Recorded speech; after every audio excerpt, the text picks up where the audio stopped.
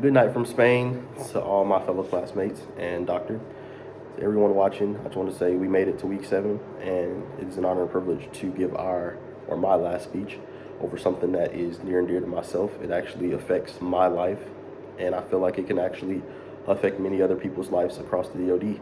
And what I'm talking about is the CCCA, which is the Court-Ordered Child Custody or Assignment Program, which allows two co-parents to be in the same duty location with their child, which is huge because if you're a military member with a child and you're married, imagine you and your partner divorcing and not being in the same duty location.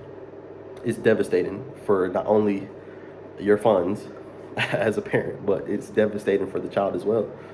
I want to tell a story about a child who grew up without his parents. On or about, let's just say September, the date doesn't matter.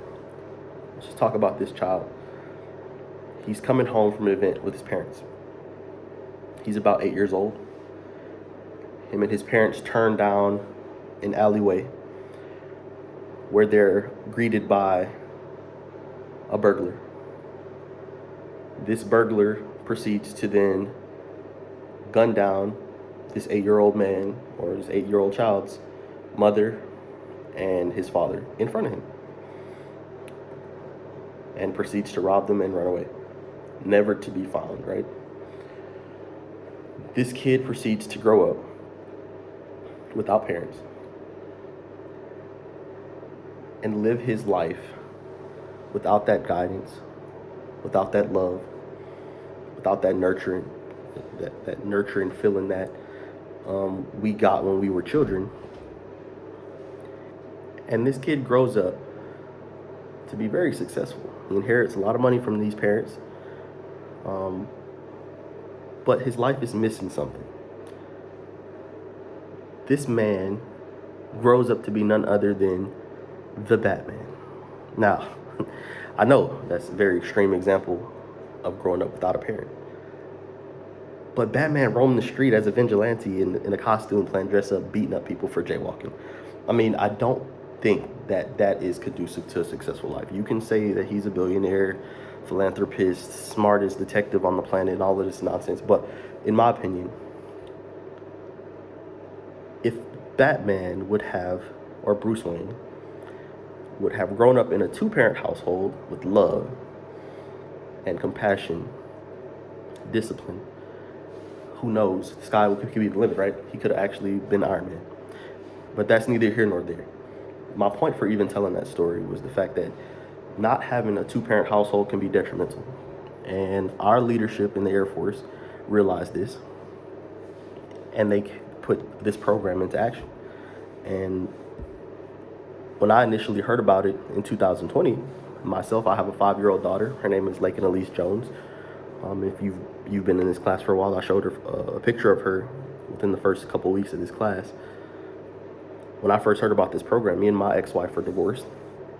So of course, it's beneficial for everybody in my family to actually use this program. And I've actually applied for the program. I'm still pending an approval right now.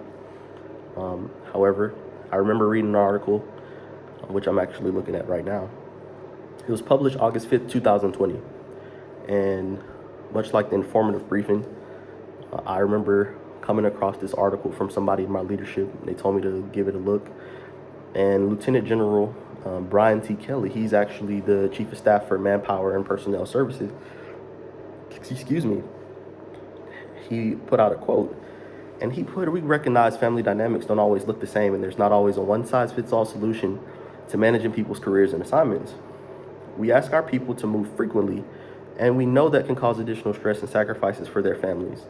This change gives us the flexibility needed to better take care of them. He's basically saying in a nutshell that this program is allowing airmen to be more flexible. It's allowing airmen to be more resilient, which ultimately turns into more vigilance and you being able to do your job better. There's no downside to allowing a father or a mother to be with the other half that allows them to co-parent effectively.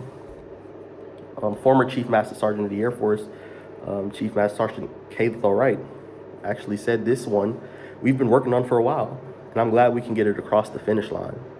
You know, this Air Force life is a family business. As such, we owe it to our teammates to make sure they have every opportunity to keep their family together whenever possible. I firmly agree with that because in my situation, I've been overseas for the last 4 years. I've not had family with me overseas at all. I had to go travel back each time to see my daughter. I'm not going to get into why that is because it's long and this will make this speech about 25 minutes, which we want to keep it within the parameters. But not having your child and your family and your support system is detrimental to your mental being. There used to be a thing back in the day where they talked about the 4 pillars.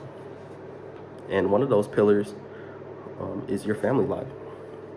You need to have that family life there in order to be effective. And if you don't have that home life squared away, you can't do your job.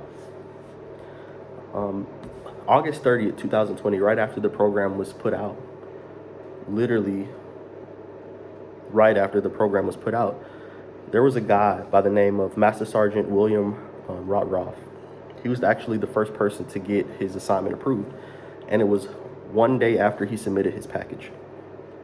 He literally put, and I quote, "I was in shock, and I would be too." He put, "I know the assignment process is busy with a lot of moving parts. I'm just so grateful that the assignment team and everyone that was involved for making this happen." And his commander, Major Joseph Langan, said that he had the honor of delivering that good news to him, which I can only imagine as a commander telling somebody that they're this new program that nobody knew about, and they just put into effect weeks before this, and he had just submitted his package, and it got approved the day after. I can only imagine that'd be some great news. He put, "One of the greatest parts about being a squadron commander is that I have the ability and authority to fix many problems for my airmen relatively quickly.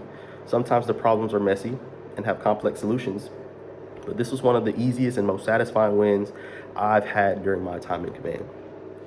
And I can imagine that. To wrap it up though, I think the military should adopt this program because in order to be fit to fight, you need to be fit physically, you need to be fit mentally and emotionally and spiritually. But your family plays a huge part in that.